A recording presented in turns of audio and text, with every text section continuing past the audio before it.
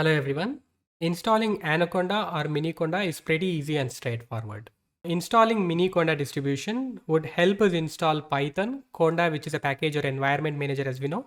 Along with Python and Conda, you'll also have access to specific set of essential packages. So few essential packages will be installed and downloaded.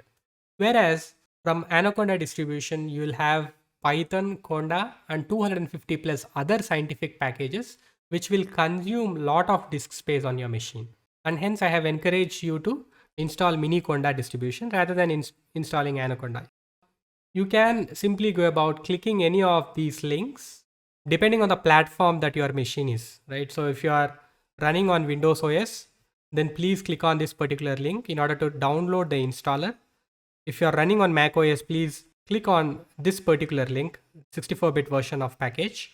If you are running on Linux machine, then you can click on this particular link here, right? I have clicked on this particular link because I'm currently running on Mac OS. So I have downloaded the necessary installer package here. So I click on that particular installer package. So there is a specific dialog box that gets opened up.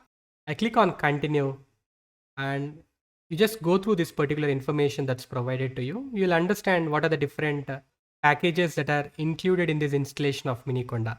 So these are the essential packages that we have been talking about. All of these packages will be installed. So that's what it says, right? If at all you would require any of the packages which are not present in this list, you still can go about using Conda, which is a package manager for us. I click ahead on continue. I read this agreement and then click on continue again. I agree to this. And then if at all I would want to change the location, I can change the location. I can select install for me only. Or probably I can simply go about changing it to install on specific disk. Which disk I would want to install this onto. You can do all these necessary settings. And then finally go about clicking on install, which will install the Miniconda distribution as a whole to you. So it will install Python. It will also install Conda. Again, it will install all the mentioned libraries or packages in the installer window that we have earlier looked at. So I'm not clicking on install because I already have installed. I'm closing this dialog box and I'm proceeding to this particular terminal and I simply type conda activate. So conda activate actually activates the base environment. If you look at this, this is a base environment. On the left hand side here, we are understanding that it's pointed to base environment now. You simply can type in Python 3 or Python, whatever it is. It'll open this prompt to you and you simply can write any Python code here. I'm just writing print. This is a test message and hit on enter. Now you get this response back. So this is a REPL environment. So this environment that we are currently working on is a REPL environment. Read, evaluate, print and loop. Let's not worry about what REPL is and what REPL environment is because we are again going to discuss about this in one of our next sessions. So I believe you have pretty much understood on how we went about installing Miniconda. So what are the necessary steps that are to be followed? And you still can navigate to terminal later on and try and understand how you can activate the base environment. You just provide conda activate, that will help you to activate the base environment. You can also do deactivate. So that will get you out of the base environment as well. You can also list on what are the different environments here. So conda env list will help list down the different environments, different virtual environments that I must have created. So you observe that when venv is a new virtual environment that I have created for a specific project. You can have n number of virtual environments that can be created for any of the projects that you work upon.